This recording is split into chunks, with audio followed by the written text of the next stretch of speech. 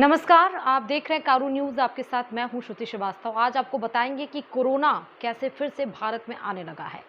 Corona फिर से डराने लगा है। पिछले 24 घंटे के अंदर देश में 56 लोगों ने संक्रमण के चलते जान गंवाई है। 2380 लोग इसकी चपेट में आए हैं। देश के 9 राज्यों के 36 जिलों में हालात बेकाबू हैं।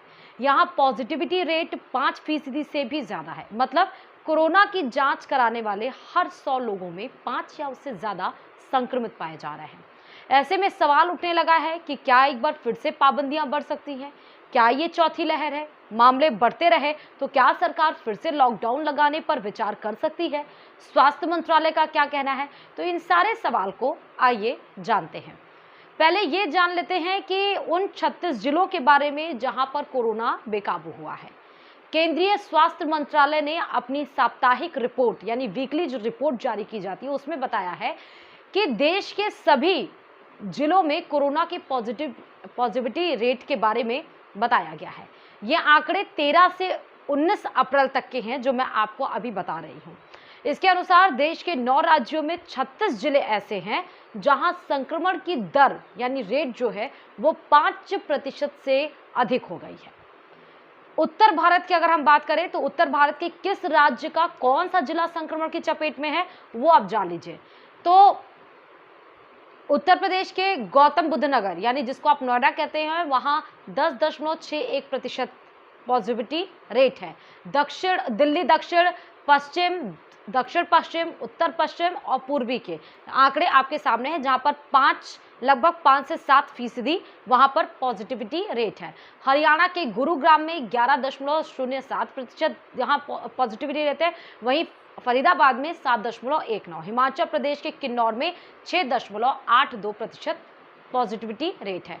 इन राज्यों के कई जिले भी चपेट में हैं। सबसे ज्यादा केरल के 14 जिलों में संक्रमण तेजी से फैल रहा है। यहाँ पॉजिटिविटी रेट 14% से 31.64% तक है। दूसरे नंबर पर है मिजोरम के 8 जिले शामिल हैं। यहाँ 7 जिलों में पॉजिटिविटी रेट 10% से ज्यादा है जबकि एक में 6.87%। इसके अलावा मणिपुर के 2, मेघालय के 2 और अरुणाचल प्रदेश का 1 जिला शामिल है।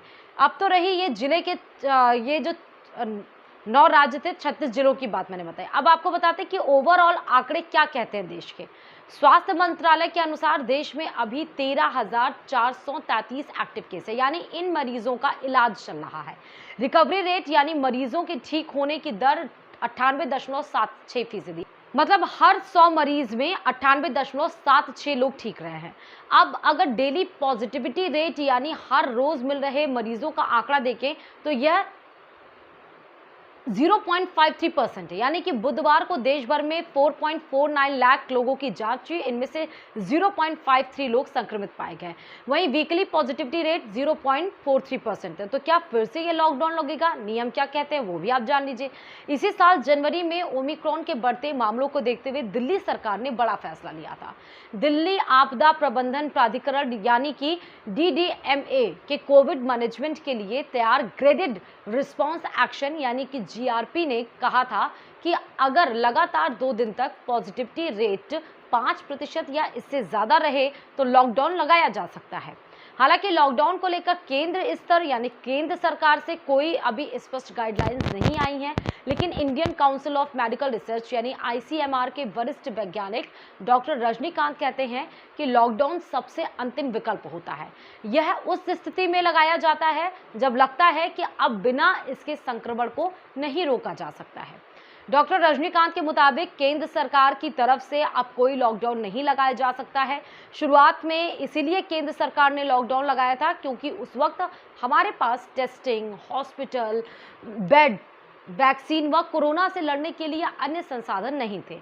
आज सब कुछ अपने पास है। ज्यादा से ज्यादा आबादी को वैक्सीन लग चुकी है। बच्चों में भी वैक्सीनेशन की प्रक्रिया तेज हो चुकी है। राज्य और जिलों में लॉकडाउन के सवाल पर डॉक्टर रजनीकांत ने कहा कि यह राज्य और जिले के अफसर को तय करना है कि अगर उनके यहाँ कोरोना का पॉजिटिविटी रेट बढ़ रहा है तो उसे कैसे रोका जाए।